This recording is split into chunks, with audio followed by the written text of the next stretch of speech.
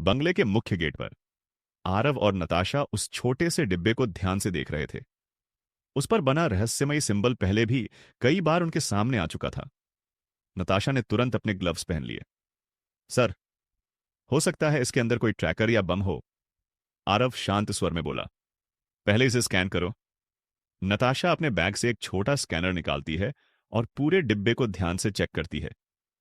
कुछ सेकंड बाद वह बोली, सर, इसमें कोई विस्फोटक नहीं है, लेकिन इसके अंदर कुछ धातु की चीज जरूर है। आरव ने धीरे धीरे डिब्बा खोला। अंदर एक काले रंग का मखमली कपड़ा रखा था। उस कपड़े को हटाने पर एक पुरानी चांदी की चाबी दिखाई दी। चाबी के ऊपरी हिस्से पर वही रहस्यमयी सिंबल बना हुआ था। उसके साथ एक छोटा सा कागज भी रखा था। आरव ने कागज उठाकर पढ़ा। उस पर लिखा था, हर ताला सही चाबी का इंतजार करता है। समय आने पर इसका इस्तेमाल करना। बस इतना ही। न कोई नाम, न कोई पता, न कोई और जानकारी। अर्जुन भी तभी वहां आ गया। उसने चाबी को देखते ही पूछा, भाई, कहीं ये किसी खजाने की चाबी तो नहीं? मायरा ने उसकी तरफ देखा। तुम्हें हर चीज में खजाना ही क्यों दिखाई देता है? अर्जुन हंसकर बोला, अगर खजाना मिल गया तो बुरा क्या है? नताशा हल्की मुस्कान दबा लेती है, लेकिन आरव अब भी उस चाबी को ध्यान से देख रहा था। उसे महसूस हो रहा था कि यह कोई साधारण चाबी नहीं है। कुछ देर बाद सभी लोग बंगले के अंदर आ गए। आरव सीधे अपने स्टडी रूम में चला गया। उसने चाबी को टेबल पर रखा और लैपटॉप खोलकर उसी सिंबल की तस्वीर देखने लगा। जितना वह उसके बारे में सोच रहा था, उतने ही नए सवाल उसके सामने खड़े हो रहे थे। उसी समय शहर के दूसरे छोर पर एक आलीशान ऑफिस में दो आदमी आमने सामने बैठे थे। उनमें से एक बोला, सर, चाबी आरव तक पहुंच चुकी है। दूसरे आदमी ने बिना ऊपर देखे जवाब दिया, अच्छा, अब देखते हैं वो इसे कितने दिनों तक सिर्फ एक चाबी समझता है। दोनों हल्का सा मुस्कुरा दिए। दूसरी तरफ नेहा अपने कमरे में बैठी हुई थी। उसके सामने वही मैरिज कॉन्ट्रैक्ट रखा था। वह कई मिनट तक उसे देखती रही, फिर धीरे से बोली, आखिर तुम हो कौन, आरव? उसी समय उसके फोन पर रिया का मैसेज आया, कल कोलाज मत भूलना, पार्टी की सारी तैयारी पूरी हो चुकी है। नेहा ने सिर्फ एक जवाब भेजा, मैं आ जाऊंगी। लेकिन उसे बिल्कुल अंदाजा नहीं था कि कल कोलाज में सिर्फ पार्टी की तैयारी नहीं, बल्कि कई नई घटनाओं की शुरुआत होने वाली थी। रात के लगभग 11 बजे आरव अपने कमरे की बालकनी में खड़ा था। उसने एक बार फिर उस चाबी को अपने हाथ में लिया। तभी उसका फोन बजा। इस बार कॉल हिरोशी मल्होत्रा का था। आरव ने कुछ सेकंड तक स्क्रीन को देखा और फिर कॉल रिसीव कर ली। दूसरी तरफ से सिर्फ एक ही बात कही गई, सर, हॉस्पिटल वाला आदमी होश में आ गया है। आरव की आंखें तुरंत गंभीर हो गईं। उसे जिस पल का इंतजार था, शायद वह अब शुरू होने वाला था। हिरोशी मल्होत्रा की बात सुनते ही आरव कुछ सेकंड तक बिल्कुल शांत खड़ा रहा। उसकी नजर अब भी शहर की चमकती रोशनियों पर थी। फिर उसने धीरे से पूछा, क्या उसकी हालत बात करने लायक है? दूसरी तरफ से आवाज आई, जी सर, डॉक्टर का कहना है कि वह होश में है, लेकिन अभी ज्यादा देर तक बात नहीं कर सकता।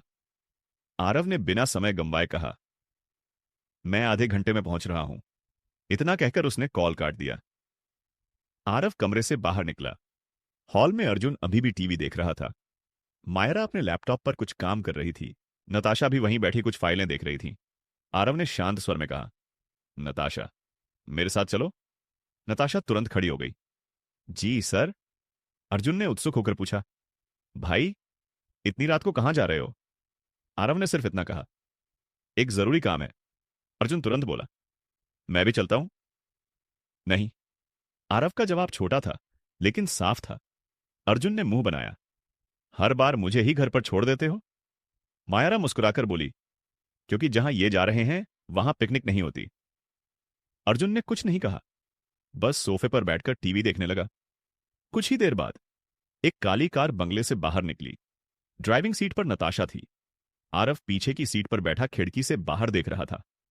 पूरे रास्ते दोनों के बीच एक भी शब्द नहीं बोला गया।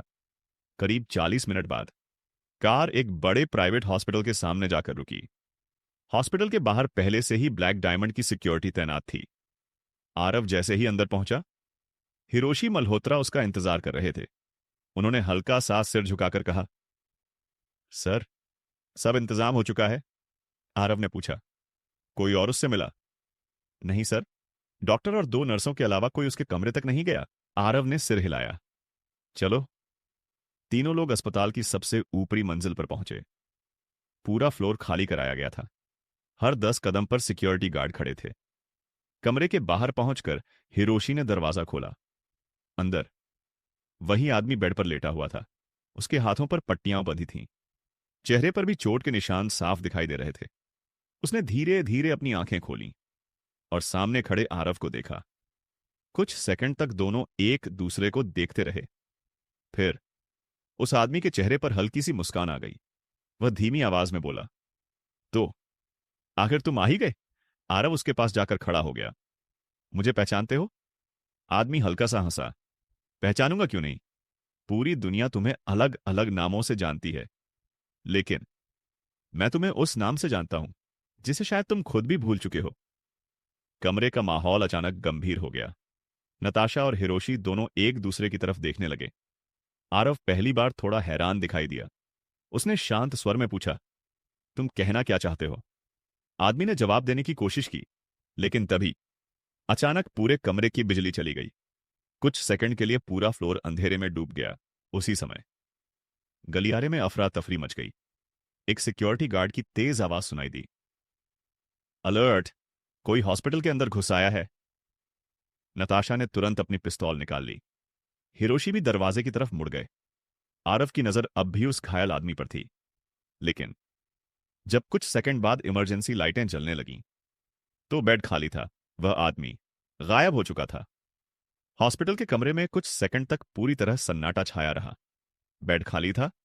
जिस आदमी से आरव सच जानने आया था, वह अचानक गायब हो चुका था। नताशा ने तुरंत पूरे कमरे का निरीक्षण करना शुरू कर दिया। सर, खिड़की अंदर से बंद है। हिरोशी ने भी पूरे कमरे को ध्यान से देखा। दरवाजा भी पूरे समय हमारे सामने था। फिर वो गया कहां? आरव बिना कुछ बोले कमरे के बीचों बीच खड़ा रहा। उसकी नजर अचानक जमीन पर पड़े एक छोटे से कागज पर गई। वह नीचे झुका और कागज उठा लिया।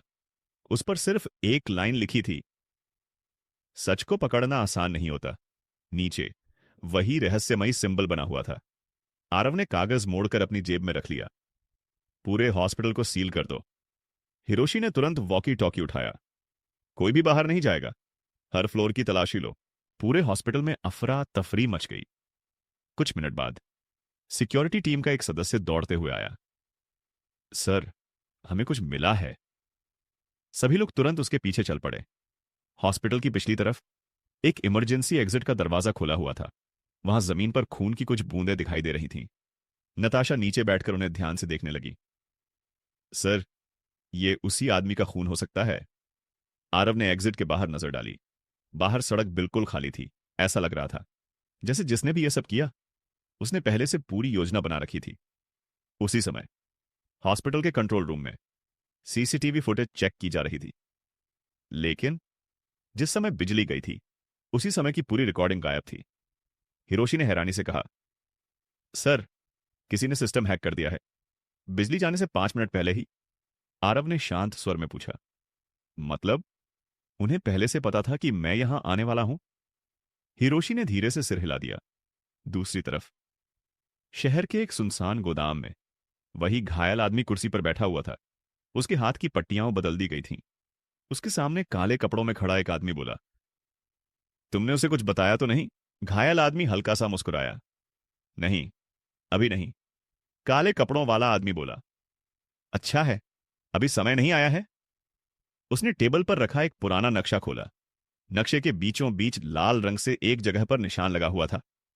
उस जगह का नाम था ब्लैक आइलैंड। घायल आदमी कुछ सेकंड तक उस नक्शे को देखता रहा, फिर धीरे से बोला, एक दिन उसे यहीं आना होगा।